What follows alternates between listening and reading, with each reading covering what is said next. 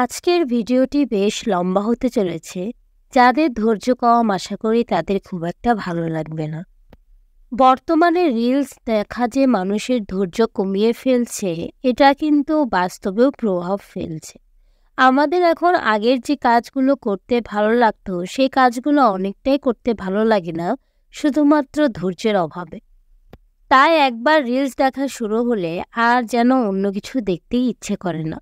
বড় ভিডিও তো নাই, তবে আমার মতো যারা খাদ্যপ্রেমিক তাদের কাছে এখনও এই রেসিপিগুলো অনেক প্রিয় এবং অনেক আগ্রহের।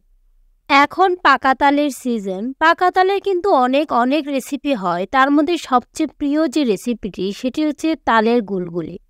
এই রেসিপিটা এর আগে আমি শেয়ার করেছিলাম, হয়তো আবার করব।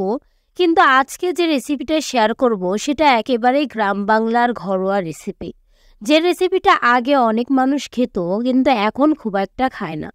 আজকে আমি কলা পাতায় তাল পিঠা বানাবো, সেটা দেখার জন্য অবশ্যই শেষ পর্যন্ত ভিডিওটি দেখবেন। যাদের ধৈর্য কম তারা কেটে কেটেও দেখতে পারেন। কালো তালগুলো তুলনামূলক তিতা লাগে, এটা অনেকেই মনে করেন। তবে আমি আজ অবধি যত তাল খেয়েছি কোনো তাল খেয়েই এমন মনে হয়নি। তালের তেতো ভাবটা দূর করার জন্য অনেকেই এই রকম অবস্থায় তালগুলোকে চুন পানিতে ভিজিয়ে রাখেন, মানে চামড়া ছাড়ানোর পর আটিগুলো ছাড়িয়ে সেগুলো চুন পানিতে বেশ খানিকক্ষণ ভিজিয়ে রাখলে মনে করা হয় যে এর তেতো ভাবটা চলে যায়। ওপরে যে গাদটা জমা হয় সেটা হাত দিয়ে ফেলে দিয়ে পরে এইগুলো একটু হাত দিয়ে কচলে নিয়ে তারপর রসটা বের করে নিতে হবে।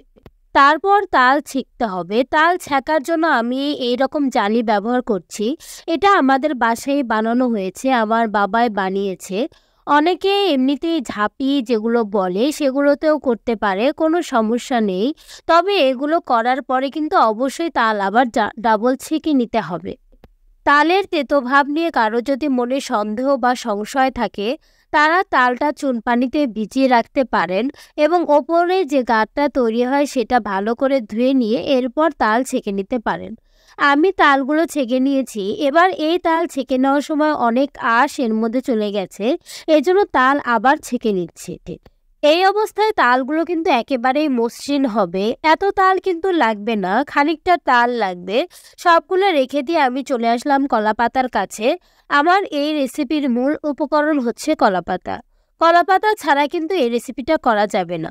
আমি ছোট্ট একটা কলাপাতা কেটে নিলাম। কলাপাতা আগেও ধুয়ে নেওয়া যায়, আবার ছোট ছোট টুকরো করেও ধুয়ে নেওয়া যায়। ছোট টুকরাগুলো যেহেতু ধোয়া সহজ তাই আমি প্রথমেই কেটে নিচ্ছি। একেবারে ছোট টুকরো করব না কিন্তু। মা আমাকে শিখিয়ে দিচ্ছে যে কতখানি করতে হবে। একটু বড় বড় করে পাতাগুলো কাটতে হবে। পাতার মাঝে যে শীষ সেটা কিন্তু নেওয়া যাবে না। ছোট ছোট টুকরো করে আমি দুই পাশ থেকে ছাড়িয়ে নিচ্ছি। একটু কাটার সময় খেয়াল রাখতে হবে যেন পাতাগুলো ছিঁড়ে না যায়। ছিঁড়ে না গেলে খুব ভালো হয়।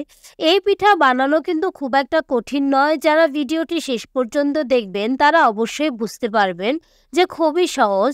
তবে এটা খেতে অনেক টেস্টি। মানে আমি প্রথমবার খাওয়ার পরেও এত টেস্টি মনে হয়েছে এই রেসিপি কেন আগে খাইনি। আমি সবগুলো পাতা ছোট করে টুকরো করে কেটে নিয়েছি। এরপর পানিতে ভালো করে ধুয়ে নিয়েছি, প্রায় 2 থেকে 3 বার। সবগুলো পাতা আলাদা আলাদা করে আমি ধুয়ে নিয়েছি। আপনারা একটা বড় বোলে পানি নিয়ে এগুলোকে ধুয়ে নেবেন। যেহেতু গাছের পাতা এখানে পাখি সহ অন্যান্য কিছু বসতে পারে, তাই ধোয়া ছাড়া পাতা খুবই আনহাইজেনিক। সবারই পাতাটা ধুয়ে নেওয়া উচিত। এরপর একটা বোলে আমি 1 কাপ ময়দা দিলাম এবং হাফ কাপের একটু বেশি আমি চালের গুঁড়া দিয়েছি। কিছুটা কালো জিরা দিয়ে ভালো করে মিক্সড করে নিলাম। এর মধ্যে এবার আমি তাল মেশাবো। তালটা যার যার ইচ্ছা অনুযায়ী। আমি 1 কাপ ময়দা এবং হাফ কাপের বেশি আটার জন্য নিয়েছি 4 টেবিল চামচ তালের শাঁস। কেউ যদি বেশি পরিমাণ খেতে ইচ্ছা করে তাহলে আরও বেশি নিতে পারেন। সবগুলো তালের সাথে আমি আটা এবং ময়দাটা ভালো করে মিক্স করে নিলাম। আমি যে আটাটা ব্যবহার করেছি সেটা কিন্তু চালের গুঁড়া। এর সাথে ব্যবহার করতে হবে গুড়। চিনিও ব্যবহার করা যায়, তবে গুড় ব্যবহার করলে স্বাদটা বেশি আসে। বিশেষ করে খেজুরের যে পাটা গুড়, এই গুড়টা খুবই টেস্টি। এই গুড়টা যদি দিয়ে করা হয় তাহলে খুবই ভালো লাগে। এইদিকে আমি ওই মিশ্রণটা একটু ঢেকে রেখে এদিকে কলার পাতা বিছিয়ে দিলাম। এরপরে মিশ্রণ থেকে খানিকটা নিয়ে পাতার উপর পাতলা করে বিছিয়ে দিলাম। এমন করে পেছাবো যেন খুব বেশি মোটা না হয়, আবার একেবারে পাতলাও না হয়। একটু চারকোনা করে বিছিয়েছি, যেহেতু আমি পাতাগুলো চারকোনা করে কেটেছি। এখানে কিন্তু পুরো পাতা দেওয়া যাবে না, 4 সাইডে ফাঁকা রাখতে হবে। এইভাবে দেওয়ার পর অন্য একটা পাতা দিয়ে এটা ঢেকে দিতে হবে। এরপর কাঠখোলা যেগুলোতে আসলে শুকনো জিনিস ভাজে, এইরকম একটা কড়াই নিতে হবে। এইটা মাটির হলে সবচেয়ে বেশি ভালো হয়। কড়াইয়ে দিয়ে আমি এখানে আরেকটা বানাতে চলে আসলাম। খুব বেশি মোটা করব না এবং খুব বেশি পাতলাও করব না, ভিডিওতে দেখে হয়তো বোঝা যাচ্ছে। ভালো করে বিছিয়ে দিয়ে ওপর থেকে আরেকটা কলাপাতা দিয়ে ঢেকে দেব।